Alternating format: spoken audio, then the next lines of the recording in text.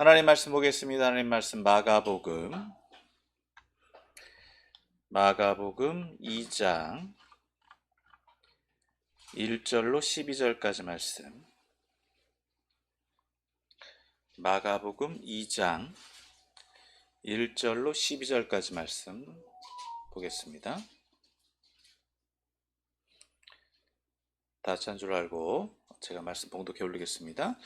수일 후에 예수께서 다시 가버나움에 들어가시니 집에 계시다는 소문이 들린지라 많은 사람이 모여서 문 앞까지도 들어설 자리가 없게 되었는데 예수께서 그들에게 도를 말씀하시더니 사람들이 한 중풍병자를 네 사람에게 메워 가지고 예수께로 올세 무리들 때문에 예수께 데려갈 수 없으므로 그 계신 곳에 지붕을 뜯어 구멍을 내고 중풍병자가 누운 상을 달아 내리니 예수께서 그들의 믿음을 보시고 중풍병자에게 이르시되 작은 자야 내 죄 사함을 받았느니라 하시니 어떤 서기관들이 거기 앉아서 마음에 생각하기를 이 사람이 어찌 이렇게 말하는가 신성모독 이로다 오직 하나님 한 분 외에는 누가 능히 죄를 사하겠느냐. 그들이 속으로 이렇게 생각하는 줄을 예수께서 곧 중심에 아시고 이르시되 어찌하여 이것을 마음에 생각하느냐. 중풍병자에게 내 죄 사함을 받았느니라 하는 말과 일어나 내 상을 가지고 걸어가라 하는 말 중에서 어느 것이 쉽겠느냐.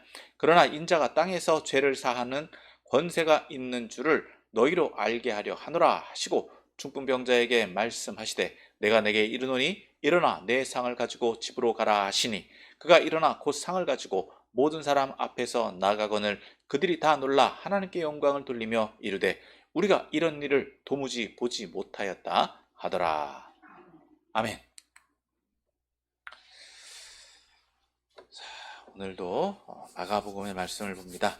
오늘 거룩한 주일 하나님 앞에 나오신 여러분을 예수님의 이름으로 환영하고 축복합니다.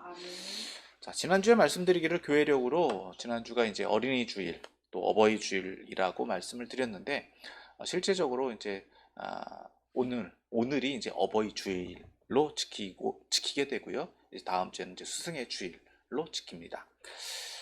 이처럼 이제 5월에는 이제 가정에 대한 절기들이 많이 있기 때문에 여러분 잘 아시다시피 5월은 가정의 달이죠.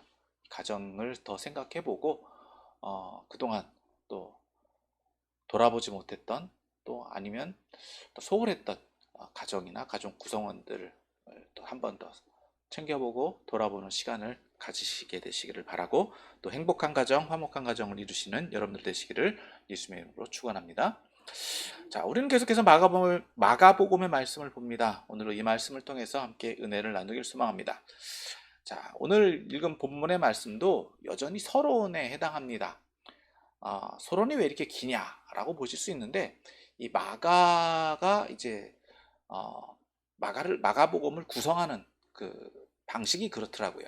그래서 1장부터 3장까지가 서론에 해당하고요. 그럼 이 서론에는 어떤 내용들이 있느냐? 자,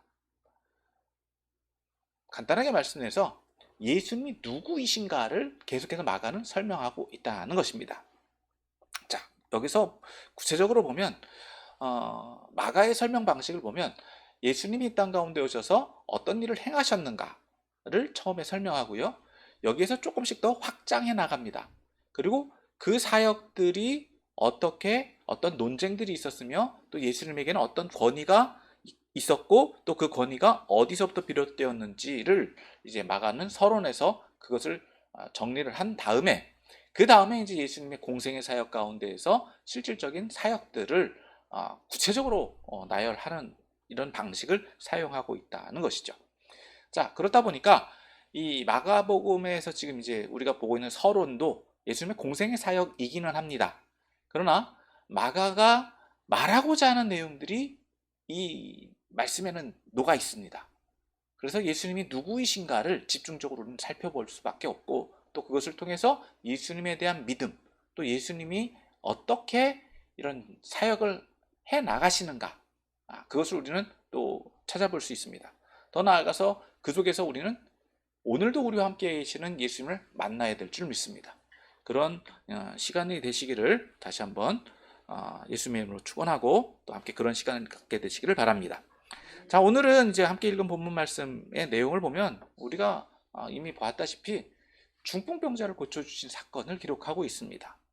자, 이 중풍병자가 치료된 사건, 이것이 오늘 저와 여러분들에게 어떻게 적용되고 또 이 본문에서 말하고자 하는 내용이 무엇인지 오늘 또 말씀을 통해서 함께 은혜를 나누기를 소망합니다. 자, 먼저 1절 말씀을 봅니다. 자, 먼저 1절 말씀에 보면 1절은 이렇게 시작합니다. 수일 후에. 자, 앞서 말씀드린 것처럼 오늘 이 본문 또한 어디에 해당한다고요? 서론에 해당하죠. 1장과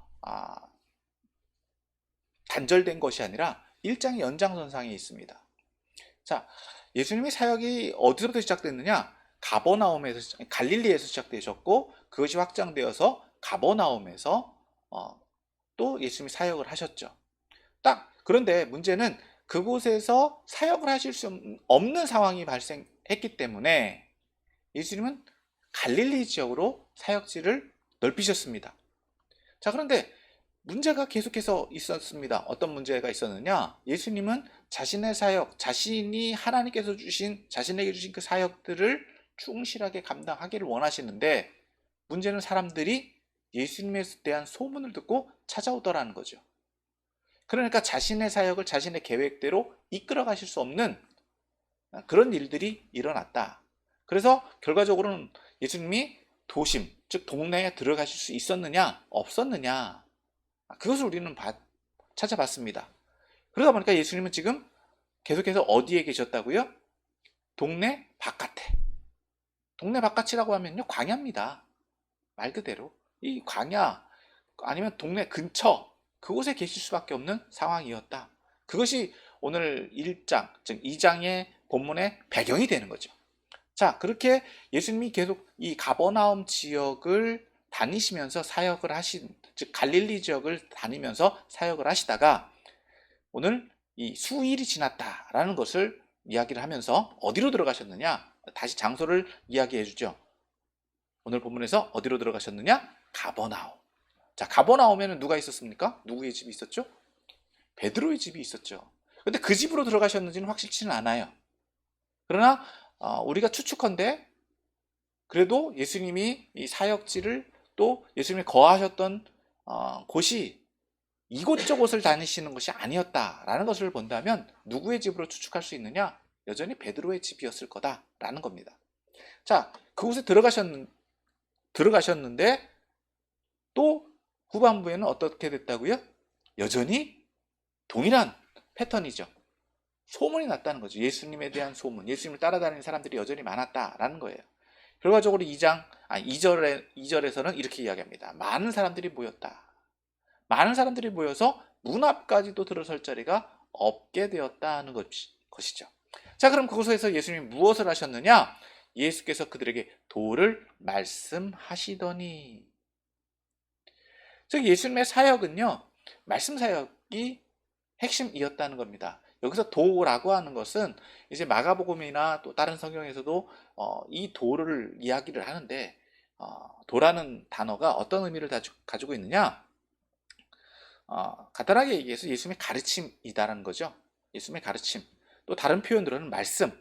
또 이것을 또 다른 표현으로는 이렇게도 사용합니다. 주의 말씀, 또 하나님의 말씀이라고 이야기하는데 구체적으로 이야기한다면 성경에서 성경에 나오는 이야기로 한다면 1장 14절 또 혹은 14절 15절에서 말하고 있는 하나님의 복음이 이 도를 가리킨다라고 말할 수 있죠. 그러니까 하나님의 나라가 이 땅 가운데 임했다. 또 하나님의 말씀이 어떻게 성취되었는가라는 것, 그것을 예수님은 말씀하고 계시고 그것을 오늘 2절에서는 도라고 말씀해주고 있다는 것입니다. 자, 그런 배경이, 이 상황적인 배경이 이제 전제되어 있는 상황에서 사건으로 전환됩니다. 어떤 사건으로요? 3절입니다. 자, 같이 읽습니다. 시작. 사람들이 한 중풍병자를 4사람에게 메워가지고 예수께로 올세. 자, 예수님에 대한 소문이 일어났죠. 그러니까 많은 사람들이 무엇을 바랬다고요? 치료를 바라고 있습니다. 그런데 여기 오늘 본문에서 보면 사람들이 한 중풍병자를 네 사람에게 메워오게 했다라는 거예요. 그러니까 여기에서 의도를 잘 보면 이 중풍병자가 이 자신의 질병이 치료되기를 원했느냐, 아니면 다른 제3자가 이 중풍병자의 치료를 바랬느냐 라는 것을 우리는 3절에서 유추해 볼 수 있어요. 여기 3절 전반부에 보면 누가요? 사람들이. 즉 치료를 받았거나 예수님의 치료를 기대했던 누군가, 제3자가 이 중풍병자도 치료받기를 원했다라고 보는 거예요. 혹은 물론 이 중풍병자가 그렇게 의도했을 수도 있습니다. 그래서 누군가에게 부탁해서 누군가가 또 사람들을 불러서 당신도 치료받을 수 있다라고 하는 믿음, 즉 예수에 대한 소문을 전했겠죠. 그래서 예수님 앞에 나아가면 치료받을 수 있다. 또 치료에 대한 이야기, 치료에 대한 믿음, 치료에 대한 확신이 있었기 때문에 그렇게 요청했을 수도 있습니다. 뭐 다양한 견해가 있습니다만 결과적으로는 어떻게 됐느냐? 네 사람에게 메워가지고 왔다 하는 거예요. 자신이 혼자 못 움직이니까 누군가의 도움을 받았습니다. 그런데 4절에 보니까 어떤 상황이 발생됐느냐? 자, 같이 또 읽습니다. 시작. 무리들 때문에 예수께 데려갈 수 없으므로 그 계신 곳에 지붕을 뜯어 구멍을 내고 중풍병자가 누운 상을 달아 내리니. 자, 1절, 2절에 말씀하고 있는 것처럼 그 상황이 4절에서 결과적으로 나타나죠. 사람들이 많이 모였기 때문에 문 앞까지, 문 밖에서도 그 인산인해를 이루고 있는 그 사람들 때문에 이 환자가, 중풍병자가 사람들의 의지에 의해서, 자신의 의지는 아니었지만 그래도 치료받기를 받을 수 있다고 하는 믿음 때문에 왔지만 예수님 앞에 나아갈 수 있다 없다? 없었다는 거예요. 장애물이 있다는 거죠. 자, 그런데 이들이 택한 방법, 즉 이 네 사람은, 혹은 또 이 사람의 치료를 바라는 사람들은 어떻게 했느냐 하는 거예요. 지붕을 뜯었다는 거죠. 자, 이 팔레스타인 지역의 건축 방법은요, 우리나라의 건축 방법하고 다릅니다. 좀 건축 양식이나 뭐 집을 짓는 방식은 거의 비슷하기는 합니다. 그런데 우리나라는 이 석가래를 치고 또 그 위에 뭐 초가집은 초가를 얹거나 밀집을 얹거나 또 아니면 기와를 잇죠. 그래서 중간에 있는 게 많아요. 그러니까 지붕을 뜯어낸다라고 하는 것은 어떻게 보면 쉽습니다. 그런데 이 팔레스타인 지역도 거의 동일한 방법이기는 해요. 그런데 여러분, 우리는 슬라브라고 그러잖아요. 이렇게 평평한 옥상, 옥상형 주거 형태를 띠고 있기 때문에 이 팔레스타인 지역도 이런 주거 형태를 띱니다. 그래서 석가래를 올리고 그 위에 이형이라고 하죠. 이렇게 밀집 같은 거, 그런 것들을 넣고 또 이제 흙을 다져요. 그러니까 일종의 벽을 만드는데 좀 탄탄한 벽을 만듭니다. 오늘날 그건 우리 옛날 집 짓는 거랑 거의 비슷한데요. 우리도 이제 벽을 지을 때 어떻게 해요? 황토를 이겨가지고 진흙과 이겨가지고 또 그 위에 이형을 놓고 그래서 벽을 탄탄하게 만들어서 벽을 만들잖아요. 그 방식이 지붕에 있다 보시면 돼요. 그러니까 사람이 올라가서 생활할 정도다라고 하면 여러분, 약하겠습니까? 단단하겠습니까? 단단하죠. 단단한 거예요. 그 단단한 곳을 어떻게 했느냐? 뚫어버렸어요. 뚫어서 지붕을 뜯어내고 구멍을 내고 중풍병자를 그냥 상체로 내렸다라고 말하고 있는 겁니다. 자, 이건 뭐 물론 여담입니다만, 그 집 누구 집인지 참, 나중에 보상했다는 얘기가 안 나오긴 합니다만, 물론 보상이 됐겠죠. 자, 이건 이제 여담이고요. 자, 다시 돌아와서 5절에 보니까, 자, 어떻게 되었다고요? 5절 같이 읽습니다. 시작. 예수께서 그들의 믿음을 보시고 중풍병자에게 이르시되 작은 자야 내 죄 사함을 받았느니라. 물론 이 네 사람이 우리가 흔히 생각하기로는 이 중풍병자를 메고 온 네 사람이 지붕을 뜯었다라고도 이렇게 소극적으로 볼 땐 그렇게 보기는 합니다만, 여기 3절에 보니까 중풍병자의 치료를 받아던 사람들이 있었다는 것을 또 상정하거나, 혹은 그 자리에서 이 환자를 또 예수님께로 나아가는 것을 몰랐던 그 장애물이 되었던 사람들도 어떻게 피해주지는 않았기 때문에 그거에 지붕을 뜯는데 일종의 일련의 사람들이 또 동참했다라고도 볼 수 있어요. 하지만 중요한 건 이겁니다. 장애물을 극복해서 예수님에게 나아가도록 만들어줬다는 거예요. 그게 뭐라고 오늘 표현하고 있느냐? 믿음. 믿음이라고 표현합니다. 여기서 보여주고 있는 믿음, 즉 그들의 믿음이 누구의 믿음이냐라는 거예요. 소극적으로 보면 중풍병자의 믿음이고요. 또 적극적으로 또 확대 해석해서 보면 이 사람의 치료를 바라던 사람들이다라고 볼 수 있습니다. 이 사람들은 4명, 즉 이 중풍병자를 메고 온 사람일 수도 있고, 또 중풍병자에게 치료를 알려준, 즉 예수님의 소문을 전해준 사람일 수도 있습니다. 중요한 것은 이 사람들의 믿음이라고 하는 것은 장애물을 극복해서, 즉 한계를 극복해서 예수님에게 나아가게 한 것이 뭐라고요? 믿음이라는 거예요. 자, 여기서 우리가 믿음에 대한 좀 내용을 좀 살펴봐야 되는데, 자, 믿음이라고 하는 것은 바깥에 있습니까? 사람의 바깥에 있습니까? 안에 있습니까? 안에 있죠. 즉 내면에서 활동하는 거다라는 거예요. 그런데 여기서 믿음은 어떻게 표현되고 있느냐? 믿음이 보였다라고 표현해요. 다시 말해서 이 믿음에 따른 행동도 뭐라고요? 믿음이라는 거예요. 즉 내면적 확신이 어떻게 바뀌고 있다고요? 행동으로 바뀌어지고 있다라고 하는 것입니다. 다시 말해서 여기서 말하는 내면적 확신은 예수님이 질병을 치료할 수 있다. 이것이 내면적 확신이에요. 그러면 여기에 따른 행동은 뭐라고요? 예수님 앞에 나아가는 것. 나아가는 것이었고, 장애물이 있다고 해서 멈추는 것이 아니라 장애물을 극복해서, 지붕이라고 하는 또 다른 장애물이 있지만 그것도 어떻게 해요? 뚫어버리는, 결과적으로는 예수님 앞에 나아가야지만 치료된다라고 하는, 어떻게 보면 좀 외람된 표현이긴 합니다만 막무가내라고 보일 수도 있어요.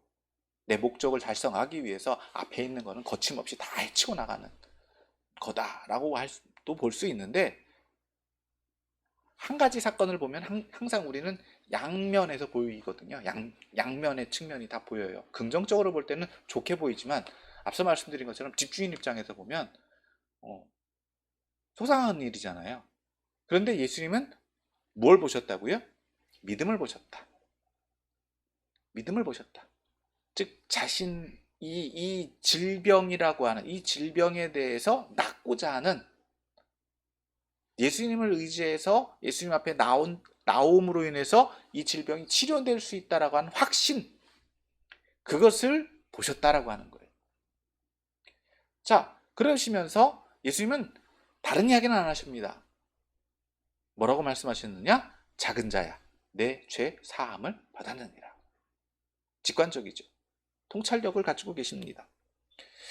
자, 이 말씀을 또 정리를 해보면 예수님이 이 사람이 어떤 병이 있는지 누구도 설명하지 않았습니다. 예수님에게 이 사람이 어떤 병이 있는지 설명한 적이 없어요. 단지 예수님은 이 사람을 보시자마자 이 사람의 병의 근원을 아셨습니다. 병의 내용보다 이 사람의 병의 원인을 예수님은 알고 계시다는 거예요. 그러시면서 뭐라고 말씀하셨다고요? 죄 사함을 받았다. 다시 말해서 이 사람의 병의 원인은 어디서부터 비롯되었다? 죄에서. 여러분, 이 죄라는 게 그러면 누구에 대한 죄냐는 거예요? 무엇에 대한 죄냐는 거예요? 우리가 이거를 잘 분별해야 돼요. 여러분, 우리가 교통법규를 어긴다라고 하는 것은 어떤 죄를 범하는 거죠? 교통법. 즉 나라에서 우리가 일상생활에서 정해놓은 일정의 규칙을 어길 때에 그것을 뭐라고 이야기한다고요? 죄라고 표현해요. 그러면 지금 이 중풍병자가 가지고 있었던 죄는 누구에 대한 죄냐는 겁니다. 무엇에 대한 죄냐는 거예요. 성경에서 말하고 있는 죄는 보편적으로 누구와의 관계가 어그러진 것을 말하느냐? 하나님과의 관계가 어그러진 것을 죄라고 표현합니다. 율법을 어겼다라고 하는 것도 죄이지만 하나님과의 관계가 어그러진 것을 더 큰 범위에서 더 큰 규모에서 본다면 죄라고 말한다.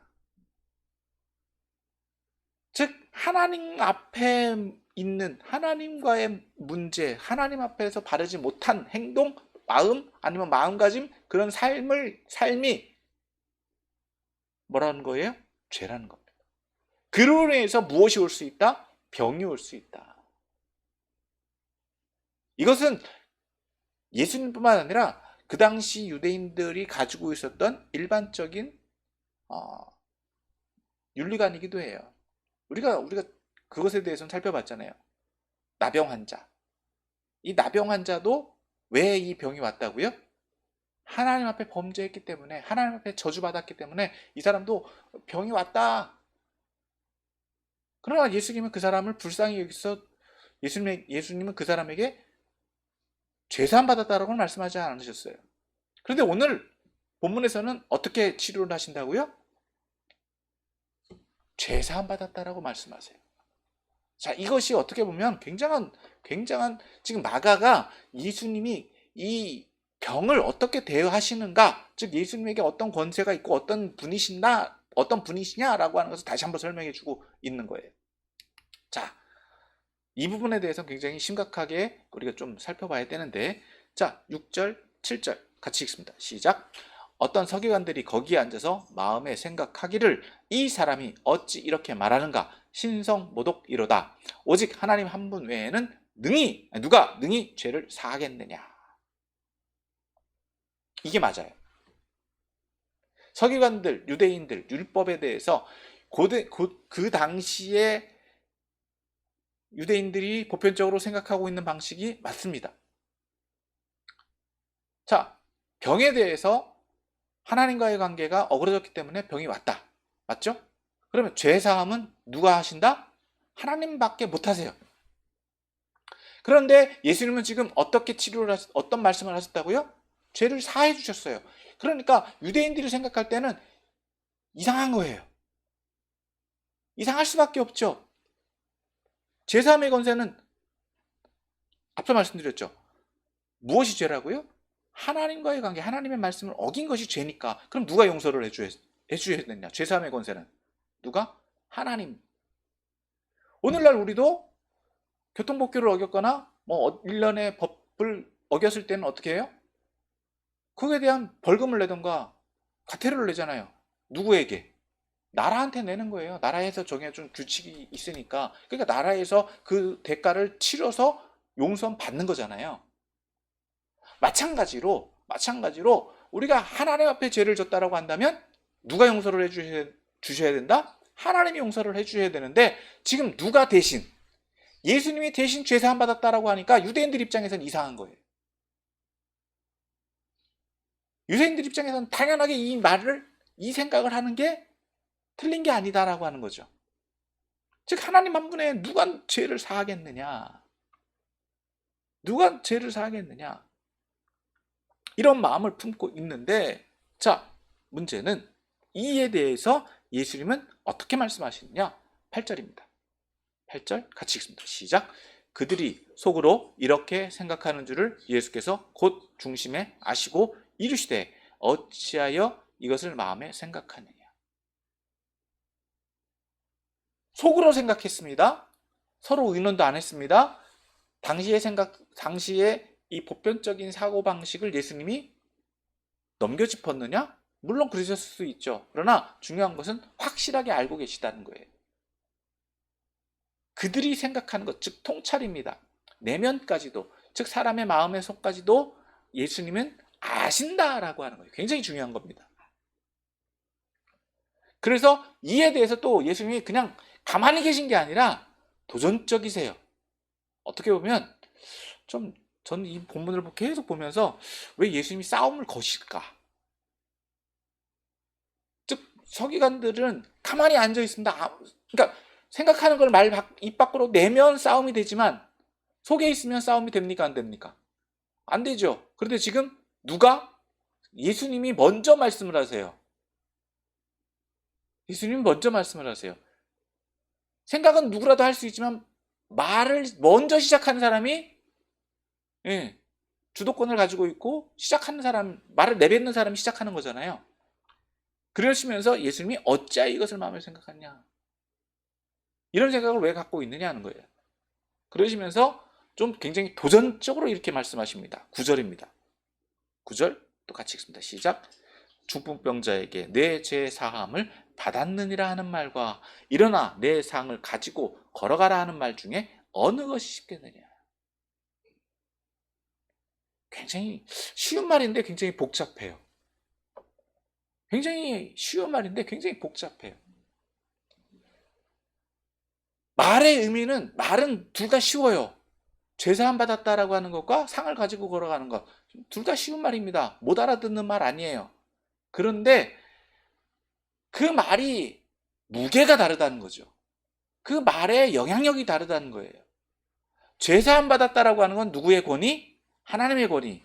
일어나 상을 가지고 가라는 것은 누구의 말이 될 수 있느냐? 예언자나 사람의 말이 될 수 있어요. 어떤 게 더 쉽습니까? 말은 상을 가지고 걸어가라는 게 쉽죠. 그러나 내 죄사함 받았다라고 하는 것은 엄청난 무게감을 가지고 있기 때문에 이 말은 쉬운 말이 아니다라고 하는 거예요. 이 말씀을 하신 데에는 분명한 의도가 있다는 겁니다. 10절입니다. 10절 같이 읽습니다. 시작. 그러나 인자가 땅에서 죄를 사하는 권세가 있는 줄을 너희로 알게 하노라 하시고, 중풍병자에게 말씀하시되, 즉 예수님은 일부러 이런 말씀을 하셨다는 거예요. 의도적으로 이 말씀을 하고 계시다. 즉 어떻게 보면 여러분, 예수님은 지금 두 가지 엄청난 일을 하고 계십니다. 뭐냐? 서기관들의 마음 속에 있는 생각을 아셨고요. 그것을 또 지적해 주셔서 핵심적으로 말씀해 주고 계시고, 또 그 말씀의 내용을 보면 어떻다고요? 죄사함의 권세가 있다는 말을 일부러 했다라고 말씀하세요. 의도적으로. 어떻게 보면 그들이 말하는 대로 이것은 뭐에 해당한다? 신성모독에 해당한다라고 볼 수 있어요. 그런데 중요한 것은 지금 이 사건들, 이렇게 지금 하는 행동들이 예수님이 신령한 능력을 가지신 분으로 충분히 이해할 수 있는 상황이다라는 겁니다. 즉 당시의 상황에서 보면 예수님은 어떤 그 당시에 유대인들이, 지금 서기관들이 말하는 것처럼 이 율법적인 개념에 의해서 이것은 율법의 개념에서 하나님께서만 하실 수 있는 말씀이다라고 하는 것을 알았다라고 한다면, 지금 예수님이 지금 앞서 제가 말씀드린 대로 자신들에게 하신 말씀들이 이런 신령한 능력, 즉 예언자적인 역사, 예언자적인 어떤 특별한 일이다라고 하는 것 또한 깨달을 수 있었어야 된다는 거 하는 겁니다. 단지 앞서 말씀드린 대로 많은 병자들을 치료하고 또 좋은 말을 해주는, 즉 도를 깨우쳐주는 훌륭한 선지자적인, 즉 랍비와 같은 지혜로운 사람에 그쳐지는 것이 아니라 예수님은 어떤 분이시다? 그들의 한계를 뛰어넘는 분이다 라고 하는 거예요. 그거를 알 수 있었어야 된다라고 하는 겁니다. 그것을 감당해낼 수 있었어야 되는데, 문제는 그들은 그것을 보려고 하지 않는다. 자, 그러시면서 예수님은 어떻게 말씀하시느냐? 11절입니다. 11절 같이 읽습니다. 시작. 내가 내게 이르노니 일어나 내 상을 가지고 집으로 가라. 쉬운 말을 해주시죠. 쉬운 말을 하십니다. 그러니까 그가 일어나 곧 상을 가지고 모든 사람 앞에서 나갔다. 바로 일어났다는 거예요. 여기서 우리가 또 한번 하나 살펴봐야 되는 게 바로 10절의 인자라는 말입니다. 인자. 즉 예수님은 인자라는 표현을 종종 사용하시는데 여기서 이 인자는요 아람어예요. 아람어로 이제 좀 번역된 건데 제가 아람어 본문을 제가 여기서 기록을 안 해놨는데 어쨌든 이 인자라는 표현 한글로 이제 인자라는 표현을 아람어로 의미로 본다면 나라는 표현이에요. 나. 그리고 혹은 화자 자체를 3인칭으로 표현하는 거예요. 그래서 어떻게 보면 일반 인간이다라고 하는 의미를 가지고 있고 나라는 표현을 가지고 있고 또 세 번째로는 어떤 의미를 또 가지고 있느냐? 이건 이제 이후에 좀 신학적인 의미가 담겨져 있는데 예수님이 자신을 메시아로 인식해서 하시는 말씀, 즉 자신을 3인칭으로 자신이 메시아다라고 하는 걸 확신하시면서 사용하실 때 이 인자라는 표현을 사용하고 있는 것을 볼 수 있어요. 그러니까 즉 인간이신 예수님이 하나님의 아들로 이 땅 가운데 오셔서 자신에게 무엇을 자신에게 어떤 권세가 있다? 하나님과 같은 인간의 모습을 입고 있지만 자신에게는 어떤 권세가 있다? 하나님의 권세가 담겨져 있음을 표현하실 때 인자라는 표현을 종종 사용하시는 것을 볼 수 있습니다. 즉 자신에게도 어떤 권세? 하나님이 부여해 주시는 죄사함의 권세가 부여되어 있다라고 하는 것을 보여주신다라고 하는 거죠. 자, 예수님에게 이러한 죄사함의 권세는 이후에 어떻게 되느냐? 교회에 이 권한이 부여되어져요. 예수님이 이제 베드로에게 또 교회에게 죄사함의 권세가 부여되는 것으로 확장되어지는 것으로 이제 전환이 되는데 문제는 지금 예수님은 지금 이렇게 이 권한을 통해서 질병을 치료하신다라는 거예요. 자, 그리고 12절에 보면 사람들은 결과적으로는 예수님을 인정하기보다 누구에게로 그 영광을 모두 다 돌린다? 하나님께로. 이건 틀린 건 아니죠. 틀린 건 아니지만 누구를 발견하지 못한다? 예수님을 발견하지 못한다. 그런 한계를 가지고 있다는 것입니다. 자, 이것을 오늘 저와 여러분들에게 적용해 본다면 어떻게 적용할 수 있느냐? 오늘 본문에서 본문 서두에도 말씀드렸지만 마가는 지금 이 사건을 통해서 누구를 얘기를 하느냐? 예수님이 어떤 분이시냐? 어떤 권위를 가지고 계시냐라고 하는 것을 소개하고 있다는 것이죠. 자, 첫 번째 우리가 좀 살펴봐야 될 것은 뭐냐? 예수님은 우리의 믿음을 보신다는 거예요. 예수님도 우리의 믿음을 보십니다. 그러니까 다시 말해서 우리는 예수님에게 뭘 보일 수 있어야 된다고요? 우리의 믿음, 우리가 가지고 있는 믿음 또한 보일 수 있어야 된다고 하는 거예요. 자, 앞서 설명한 것처럼 여러분 우리의 믿음은 보인다고요? 안 보인다고요? 믿음은 안 보이죠. 믿음이 있는지 없는지는 어디에 있다고요? 마음에 있기 때문에 실상으로는 보여요? 안 보여요? 안 보이죠. 그러나 이 믿음이 어떻게 보인다고요? 행함을 통해서. 이걸 좀 더 확장하면 삶을 통해서. 말과 행동을 통해서. 우리가 어떤 믿음을 가지고 있는지, 내 믿음이 어떤 건지, 믿음이 약한지 약하지 않은지. 물론 이것이 가식이 돼서 좀 율법적으로 보여주기 위한 행동만으로도 보여질 수는 있습니다. 그러나 그것을 예수님이 아신다 모르신다? 아시죠. 여러분 오늘 본문에서 여러분 중요한 건 뭐냐? 믿음을 가지고 있었던 사람. 여러분 중풍병자를 데리고 온 네 사람 어떻게 보면 믿음이 왔을 수도 있어요. 그냥 시켰으니까 뭐 일당은 얼마 줄게 하고선 시켜서 그냥 아무렇지도 않게 데리고 왔을 수 있습니다. 그러나 그들이 가지고 있었던 믿음은 뭡니까? 지붕을 뚫었다는 거예요. 지붕을 뚫은 것. 그 사람을 예수님께로 이끌어내린 것. 즉 그것이 보여지는 믿음이었다라고 하는 거예요. 즉 예수님이 이 문제를 해결해 주실 수 있다. 이 병자를 치료해 주실 수 있다. 자신의 어려움, 자신의 한계를 예수님께로 가지고 온 것. 그것이 믿음이라고 하는 거예요. 다시 말해서 누구에 대한 믿음? 예수님에 대한 믿음, 예수님이 능력이 있으신 분이다, 이 문제를 해결해 줄 수 있다라고 하는 믿음, 그것을 보일 수 있어야 된다라고 하는 겁니다. 따라서 이 믿음은, 보여지는 믿음은요, 우리의 삶의 전 영역에서 나타나는 거예요. 예전에는 어떤 분들이 이렇게 표현하시더라고요. 예, 믿음은 교회 올 때만 가져오고, 예, 집에 갈 땐 놓고 가는 거라고. 이 표현을 어떤 분은 그렇게도 표현하시더라고요. 삶에서 회사에 출근할 때는, 예, 열정을 내려놓고 회사에서 일하다가 열정은 집에 갈 때 가져가는 거래요. 회사에서 열정 너무 많이 보이면 안 된대. 왜? 자기는 관리자가 아니기 때문에 어떻다고요? 충돌이 일어난다는 거죠. 그러니까 열정은 집에서만 보여라. 뭐 이렇게도 표현하는 분들도 계시는데, 여러분, 우리가 어떤 문제나 어떤 역경이 오거나 우리가 감당할 수 없는 문제가 있을 때에는요, 어떻게 해야 된다고요? 예수님에 나와야 돼요.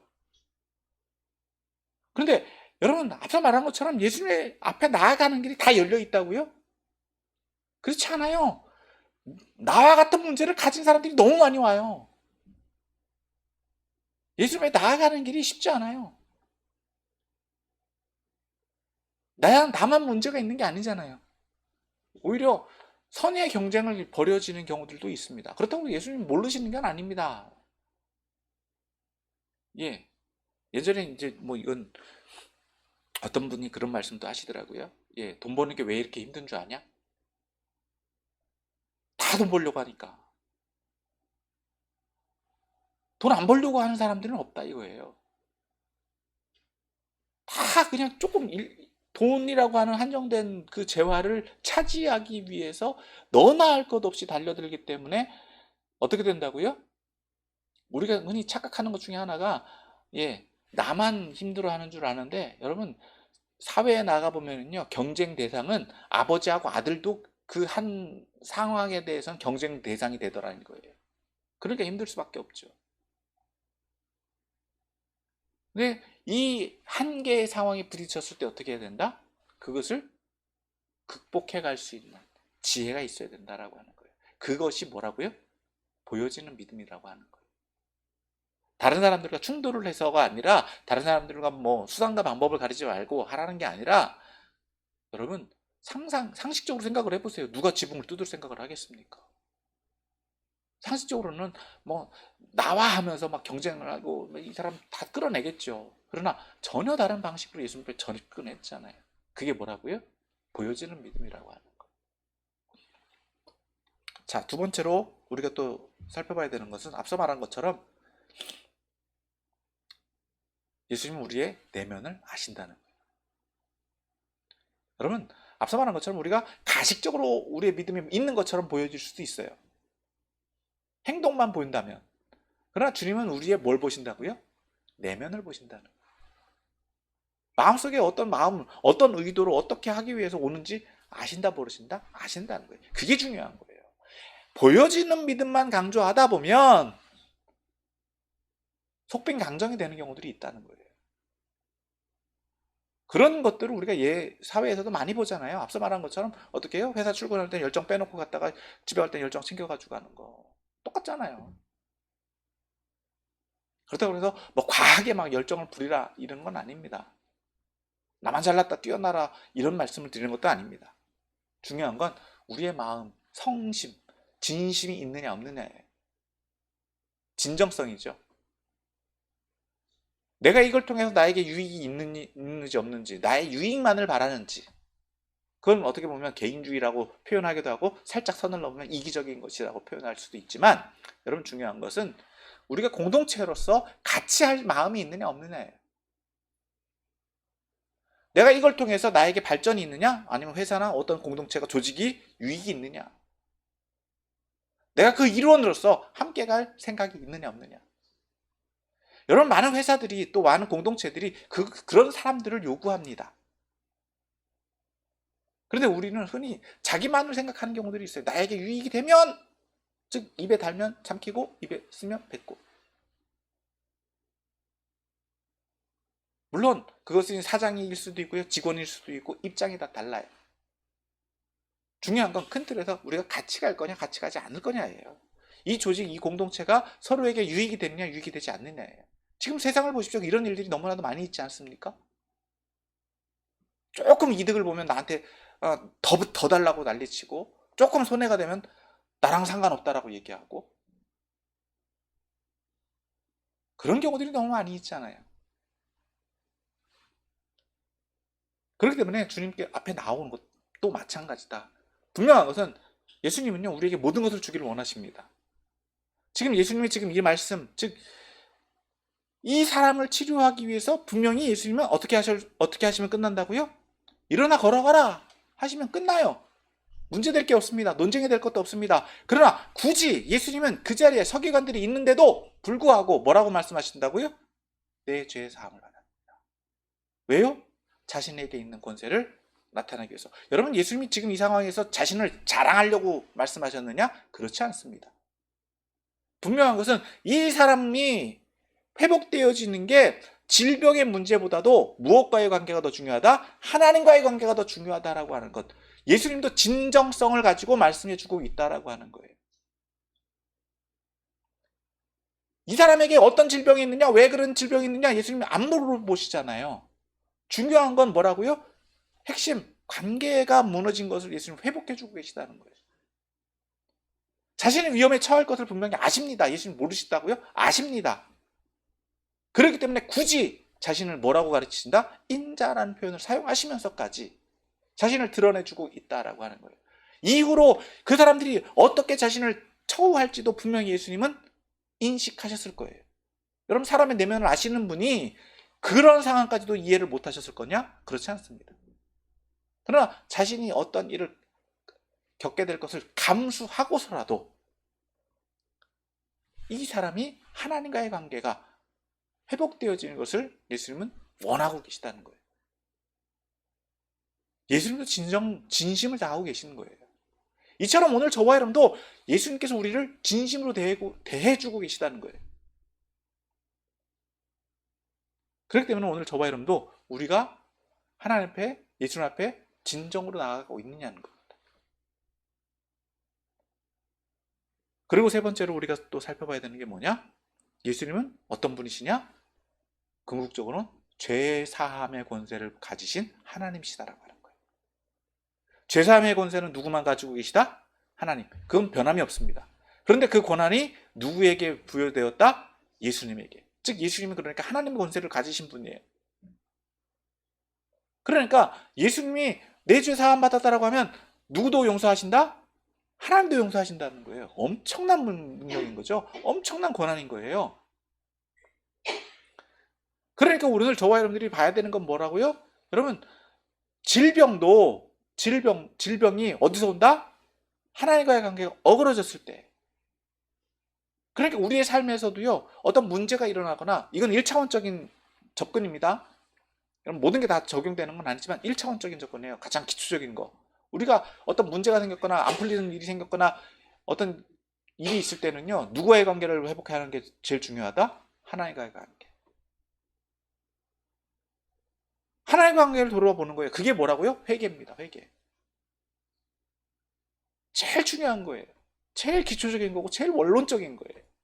모든 게 다 거기에 적용되는 건 아니지만, 여러분, 욥이 병들었을 때도 욥의 친구들이 와서 제일 먼저 지적한 부분이기도 합니다. 그러나 그것이 무조건 다 잘못됐다라고 볼 수는 없어요. 난 범죄와 관계 없는데, 난 떳떳한데, 여러분, 사실 저와 여러분들은요, 다 죄인이에요. 누가 떳떳할 수 있겠습니까? 그렇기 때문에 오늘 저와 여러분들이 회개하는 거는요, 당연한 일이에요. 거기서부터 출발하는 거예요. 거기서부터 출발해서 두 번째로 어디로 나간다? 하나님과의 관계 회복으로 나가는 거예요. 예배자로서 나아가는 거예요. 거기서 하나님의 뜻을 발견하는 거예요. 하나님이 나의 질병을 치료해 주실 수 있다. 또 혹은 그냥 두실 수도 있다. 그러니까 하나님이 나에게 주시는 관계 속에서 하나님이 나에게 원하시는 게 무엇인지, 즉 그것을 발견하는 지혜가 필요하다라고 하는 거예요. 이건 뭐 제 개인적인 경험이기는 합니다만, 여러분, 하나님 치료해 주셨어요. 근데 자기는 안 받았대. 아니 분명히 치료해 주셨고 치료해 주셨다는 확신도 있고 자기가 선포도 했어요. 근데 그 다음날 오면 저 안 받았는데요? 그러고 와. 그럼 누가 이기는 거예요? 안 받은 사람이 이겨요 결국은. 치료를 해주셨는데도 불구하고 아니다라고 하면 어떻게 하겠습니까? 이게 지혜예요. 오늘 저와 여러분도 그런 경우들이 많이 있습니다. 예수님을 믿는다라고 하면 예수님께서 우리의 죄를 다 용서해 주셨습니다. 우리가 침례를 받는 분으로 인해서 우리가 예전에 지었던 자범죄 원죄는 다 해소가 되었어요. 그런데도 여전히 우리가 죄인인 것은 죄책이 남아서 그래요. 신학적으로는 조직신학적으로 이해를 해본다면 그러면 그렇다고 해서 우리가 여전히 죄인이냐? 죄인이죠. 왜냐하면 죄를 또 지니까. 이건 이후에 자범죄. 이 부분에 대해서 우리가 계속해서 회개해야 돼요. 그러나 여전히 우리가 예수님 안에 있음으로 인해서 우리가 여전히 죄의 구속력을 가지고 죄인으로서 살아갈 거냐? 그렇지는 않습니다. 여러분 우리가 하나님 앞에 설 수 있는 이유, 예수님 앞에 나올 수 있는 이유, 예수님 앞에 뻔뻔하게 우리의 문제들을 이야기할 수 있는 건요 예수님 때문이에요. 예수님으로 인해서 우리가 의인으로 칭함받기 때문에. 그래서 예수님 앞에 구할 수 있는 거예요. 그러니까 예수님은 우리에게 죄사함의 권세, 죄사함의 능력이 있으신 분으로 우리가 인정하고 고백하면요 여러분 우리 안에 있는 문제들도 예수님의 이름으로 고백하고 능력으로 구하면 치료되어지거나 그 문제가 해결되는 거예요. 잘못 사용하고 잘못 오용하는 경우들이 너무 많아요. 너무너무 제가 안타까운 경우들을 많이 봐요. 인정하면 돼요. 예수님 내 병을 치료하셨다. 예수님 내 문제를 해결하셨다. 예수님 앞에 나올 수 있는 것만으로도 은혜입니다. 얼마나 많은 분들이 복음을 들었는데도 못 나옵니까? 안 나옵니까? 예수님이 내 죄를 사해 주셨는데도 인정하지 않는 분들이 얼마나 많이 있습니까? 예수님이 너 죄값 다 치렀어. 내가 다 치러줬어. 그걸 믿어. 그리고 나와 함께 가자. 말씀하시는데도 받아들이지 않잖아요. 여러분, 예수님이 나의 죄를 사해 주실 수 있는 권세가 있다라고 하는 것을 믿는 것이 믿음입니다. 그럴 때 우리는 구원받는 거예요. 우리가 신앙생활 처음 시작할 때 뭐 여러 경로로 믿으셨지만은 제일 먼저 하는 게 그거잖아요. 내가 죄인입니다. 예수님으로 인해서 내가 용서함 받았습니다. 이 고백. 여기서부터 시작하는 거예요. 그것은 예수님을 인정하는 거고 예수님이 예수님이 그리스도이심을 인정하는 거고 나의 구주가 되셨다는 것을 인정하는 거예요. 근데 그것을 입술로만 고백하는 것이 아니라 나의 삶에서 인정할 수 있어야 돼요. 이게 기본이에요. 이게 안 되니까 신앙생활 20년, 50년 하더라도요. 어떻다고요? 또 옛생활로 돌아가는 거예요. 또 예전 성격이 나오는 거예요. 예수님의 은혜를 상실하는 거예요.